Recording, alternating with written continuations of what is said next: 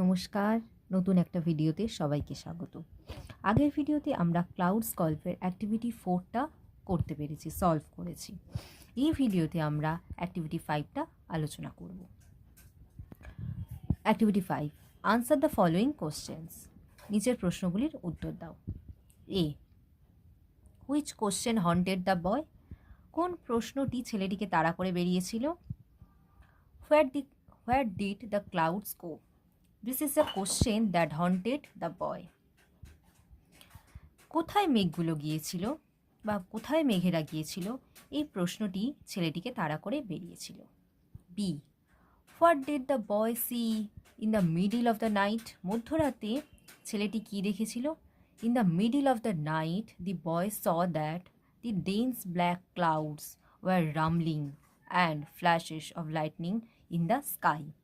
অর্থাৎ মাঝরাতে ছেলেটি দেখতে পেল যে ঘন কালো মেঘগুলি গর্জন করছে ও আকাশে বিদ্যুৎ চমকাচ্ছে।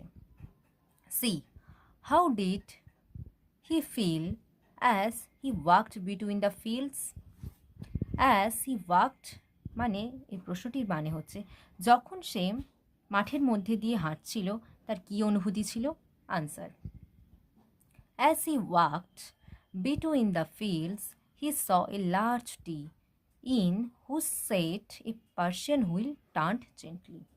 মানে গাছের ছায়ায় পৌঁছে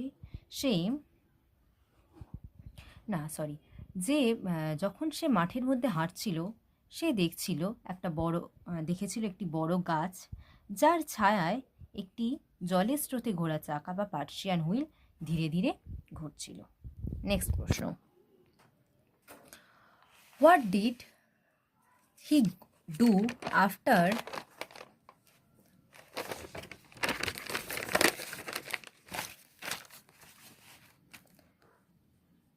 what did he do after reaching the shelter of the tree? গাছের ছায়ায় পৌঁছে সে কি করল? Answer, after reaching the shelter of the tree he splashed the cool water from the Persian wheel on his dusty feet and then he washed his hands and face and drank with satisfaction. এর মানে গাছের ছায়ায় পৌঁছে সে জলের স্রোতে ঘোরা চাকা থেকে ঠান্ডা জল নিয়ে তার ধুলোভরা পা দুটিতে ছড়িয়ে দিল ও সে তার হাত মুখ ধুয়ে নিল ও তৃপ্তি সহকারে সেই জল পান করল।